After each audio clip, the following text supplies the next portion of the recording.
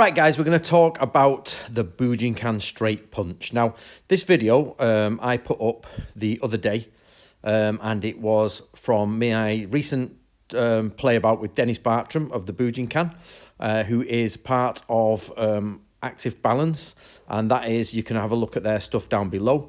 But what this caused a little bit of outrage on the old interweb for two reasons. One, Anthony Cummins doing Bujinkan, and two, is it realistic or not? Now, and actually there was a third one, which I'm going to deal with. Is people said, oh, I thought you said you didn't believe in the Bujinkan, Anthony. So I'm going to deal with those things now. First of all, let us talk about me basically now supporting the Bujinkan. I do not support the Bujinkan, but I have never, ever changed my mind on any of it. I've never changed my story. I started in the Bujinkan, I trained with Dennis, and basically I discovered through historical research and through academic vigour that there is no such thing as a hand-to-hand combat method, okay?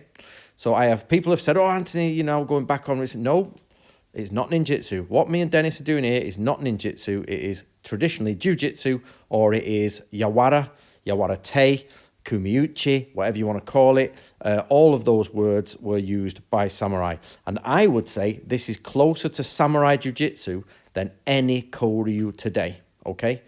This is as close as it gets to samurai. Oh, nice one, Dennis. That really hurt that, and he hardly touched me. I can't believe people are on the internet saying, no, it doesn't look realistic. Do you know what I mean? You're like, I don't think so. You want to be on the end, you be on the end of that. There's my horrible face, but basically I'm just playing the old video. So get yourself a copy of the Book of Bushido, guys, and help me out. So we're going to go with the Bujinkan straight punch. Oh, this, by the way, is Active Balance, Body Alignment, Fix Your Pain. You can get this on Amazon, and it talks about how to go through body alignment, and it's a small book, but it's one of those where you click the QR codes, and they'll take you to a video to do it. So do get yourself a copy, guys, and support them. Make sure you follow Active Balance on Instagram and on their website. They've got a newsletter and all that. So, okay. Now, what really annoys me when people say about the Bujinkan straight punch. Now, I agree, and Dennis agrees. And if you actually listen to what's going on, Dennis agrees with most of this. And yes, if you stand in a long stance and you throw a punch, yep, and you then stay there, then they can do what they want. But he's teaching to the camera, so I'm staying there out of respect. The simple fact is I know full well if I was to punch Dennis, he wouldn't give me half the chance to stand there. But we're talking about what you do here and what you do there. And if you listen, half the time he's saying, and you don't just stand here, you will initiate before that. So most of the time, me and Dennis, as you have seen there, go from a grapple. Straight away, we go into a grapple. Because he says himself, he says, most fights start here. Now, you will get the silly fights where it's like somebody just swing about, but then, they swing about. And what Dennis wants me to do here is come like a street fighter would. And that is, in general, and I'm not talking a professional street fight, I'm talking about how to fight on the street. People are going to come for you. They're going to grab your collar, grab your ears, grab your head, and want to headbutt you. Yep. And I was going pretty fast then. It's pretty fast. So for those people who are saying, oh, you just stop and then it's nonsense.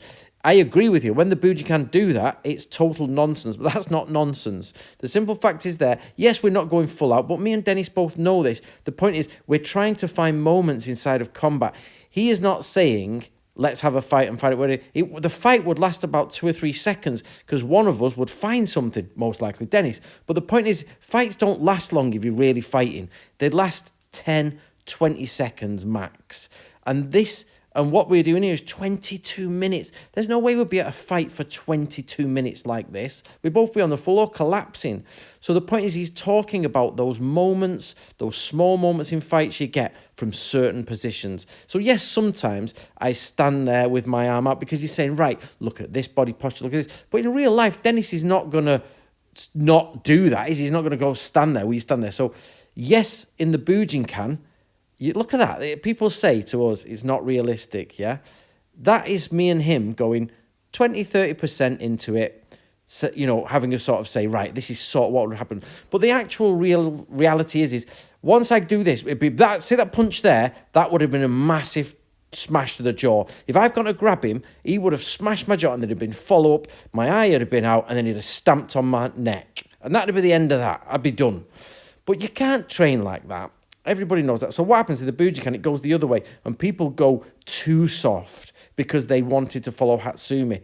But Dennis has understood that you go soft internally, but you still give someone a right good crack. You don't mess about. So just to reiterate that, basically, I am not saying I now support the Bujinkan, but what I've said from day one, and I've always said that, oh God, they hurt them ones. What I've always said from day one is the Bujinkan is not a real Koryu in the sense that it's not ninjutsu. It cannot be established back to a single Koryu.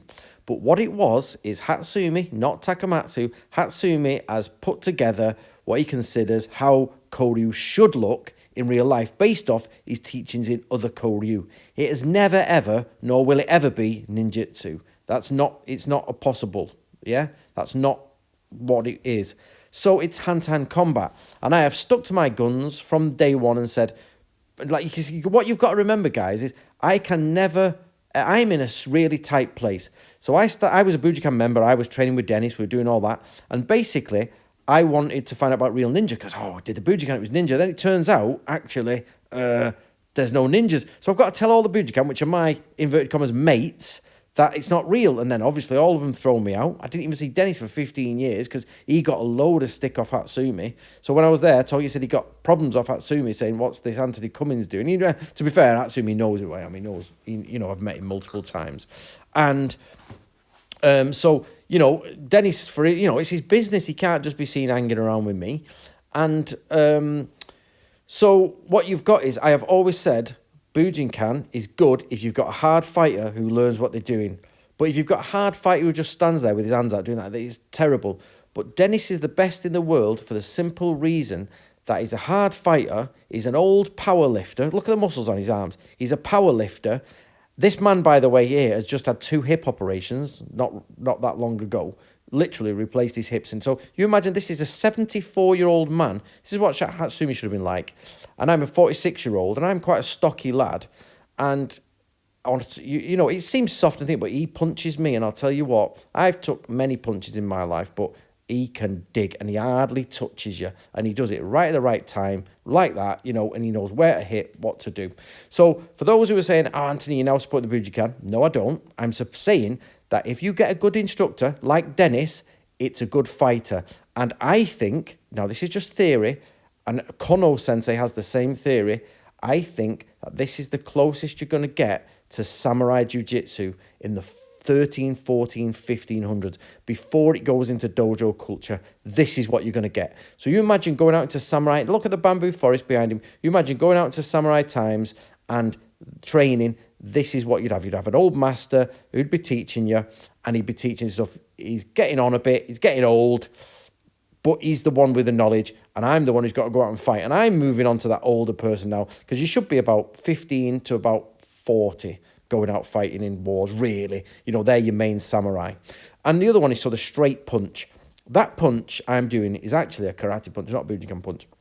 And if it's a bit of a catch-22 system, this, because if you did a haymaker just from nowhere, a hooked punch, people would be like, oh, it's a shit punch. But if you do a straight punch, people go, oh, it's a shit punch. So which punch do you do? Is it straight? So for me, even I would not start a fight like that. There's no way I would start a fight like that, just from here. But you see the punches, it's solid. So you've got to imagine that's not the beginning of a fight. So it looks like the beginning because I stand there. But actually what it is we've pushed each other, we've moved about, and one of us is going to go for it. One of us push the other one just goes to punch. So it isn't you just stand there and punch, but we're not going to do that every single time for a 4-hour seminar. It's like, right, Dennis, you push me, I'll push you. We swear at each other. One of us kicks something, and then I'll go to punch her. No, we just start from the punch. And you don't start from a haymaker. So those people who say you don't straight punch in a fight, you do. You really do.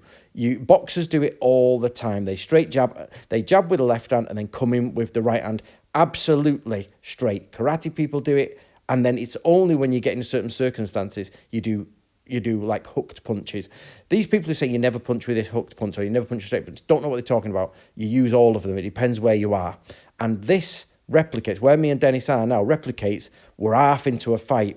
So it's a case of, we've been pushing about and I've come in and he's saying, right, you can punch from here, you can move your way. He's saying in karate, we do this, we do that. He says, get rid of all that, and this way come. I've stood there because he's showing the audience this is what they do. Of course, in reality, it happens in a fraction of a second. But now he's saying, well, stop there for a minute, Anthony, and I'll show you. And then he does this. He isn't saying that's what happens in the street, but you know full well that'd be happening in an instant. And he's done it multiple times. It's not as if he's like, oh, you know, I would do this in life. He actually has done that many times to me. And when you're looking from the side on, guys, it does look slower than it actually is.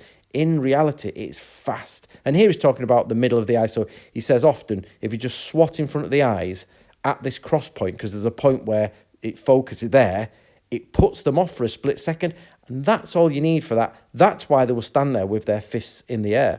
So, and he's talking about getting offline. Then he was actually saying, which I liked, he was saying you would come offline, or you don't even have to. He said, go into their line, which I believe, absolutely believe, because it's like you don't need to get out of people's way. You get in their way. Look at the size difference between me and Dennis. Look at the size difference. And I'm not joking. If they're not overreactions. The simple fact is, if you're in a real fight and you've no idea what this guy's going to do and he puts his hand on your face, you move. You get out of the way because you don't want your eyes gouged. People always try gouging eyes. You don't want it. So here where you see me standing up waiting, he's explaining, guys. Now, I don't think I'm too far from the end of this video, so I'll keep rabbiting on. But I did want to just get this video out because of the sort of the comments on there. So, again, Dennis is 74-year-old. He was about 55 when I last trained with him, coming up to 60, I don't know. And you imagine him at 30, right, doing this. So a samurai would train someone, and between the ages of 20 and 30, being this good and understanding the body dynamics this well. And understanding, you see me going down, but he's not pushing me over with like a feather. He's touching, he knows exactly where to touch because he knows where the muscles are. And do you know why he does this? Because he literally is an osteopath. And you see, this is where he says, put a bit in. Sometimes he'll say, put a bit in, Anthony. But we've got to be careful. He's had his hips done, and he's 74, and I've got to be careful as well, because he just whacked me out. But he says, then comes to it, it's just if I was wearing a tap-out top now, and we were in a cage, you would all say that was great. Look at us, look, you know, the scrap. You'd all say it's good. But like that, you see that? Oh, I love the way I hit the camera then. It's because we're going in, we're having a bit of a fight, and he's saying that this is an exercise, really. In fact, it's all an exercise, because what he does is he's looking to find that moment where he can have a go. And I'm looking to find that moment where I can have a go at him. But we both know, like that's how long a fight would actually last. I would grab him, he'd go down, and that'd be it. My head would be stuck. Now, he wouldn't walk away, he'd be kicking my head from every week till Sunday. There'd be no way. And he'd be doing it all. So, guys, get out of this idea that just because he stops and talks and I stand there and listen, that it's not realistic. This is why I don't really believe in Hatsumi, to be honest. I'm going to say that because Hatsumi had it. See there. That was it. That's what would happen. That fast and cut out. That is what would happen. And I'm glad I just caught that there, because it would be in that split second. So very quickly, I'm sorry, I'm trying to reiterate, but I keep seeing new things. Basically, if you see me doing a straight punch, it's because we're starting from about a third of the way into the fight, where people have moved around, they've jostled, and then one goes to punch, or somebody slaps someone and then they go to punch. We're not fighting as you would fight we're fighting as if I was coming at you in the street, yeah? That's how it is. The straight punch is by far the better punch to do, in my opinion. If it be left or right, you start a fight, or your first punch becomes a straight punch, and then you can follow up when in close with a hooked punch. It doesn't matter. But the straight punch is absolutely fine. But what you don't do is the Bujinkan long stance, straight punch out, wait there, somebody attacks you with a little stow, and then, and does it down. No, that is the very rudimentary basics white belt version of what Dennis does. So you might start like that in white belt, but the problem with the Bujinkan is you get 15th dans doing this with long stances and their arms up. Dennis is a real master of his art. The problem we've got now is Dennis is too old. That's a problem. And it's not, he's had his time in the Bujinkan, and it's just a shame he's not 50 now. That's the shame, because in 10 years he's going to be 84. And the simple fact is, I told him to his face, I said, you got till 90, Dennis, then you're done. And I mean, let's be honest, once you're 80, you can still be powerful, but nobody can defeat age. So we're hoping Dennis carries on for years, and we're hoping you get another 10 years. Now, Dennis is going to open, I think they're opening a Bujinkan channel from Dennis, because he's got his active balance, yeah? But he's going to, oh, look at that. Oh, it does. I have to walk away there, because one, I just want to headbutt something, and two, it's like they've got, you know, it's fast. We're only stopping there because he's explaining. So basically, Dennis is going to open a Bujinkan channel, and I'm going to get it for you. We're just in the process of doing it. And periodically, I'm going to go down and I am going to train with Dennis and his students, and we're going to get some stuff together. And I'm also going to get Dennis on my stuff, the swordsmanship, to see where Dennis takes it. And you see there, he slit my throat. He's talking about knives, and that's it, end of life. So basically, I want you to look out for me and Dennis in the future. Now, you've listened to me yabber on for a while, but I've just stopped and double-checked the with video, so we are coming a bit more towards the end. But I want you to now let me know what you think. Do you agree with the punch? Like, as I said, I would not do the straight punch like that. I would never do it. I would go in very close, and I always start from a sort of, you know, pushing close and then punch or grab or eyes. I always, eyes, throat, balls. Eyes, throat, balls is your number one. I would never actually do it like that. But many people will punch. They'll start with a left jab and then a right thingy, but you can ignore a left jab pretty much. You know the right one's coming in because that's the powerhouse. And we were talking in this seminar that it doesn't matter if you get clipped, as long as you're not full force in the front of someone's jab and then someone's follow-up, you know, you're all right. If you can at least ride the blow back. And very few people get knocked out by a left jab. Yes, it can happen, but it's very rare to get knocked out by a left jab. So we all know the right hand is coming in. So me and Dennis are ignoring the left feint and because feints, jabs are always the feint, and we're ignoring that and going straight to that one. So, guys, he put a gi on there just to see thingy. So let me know what you think in the comments below. And I want you to, and yeah, he's talking here, you can see, he's like, let's, you know, have a look at things.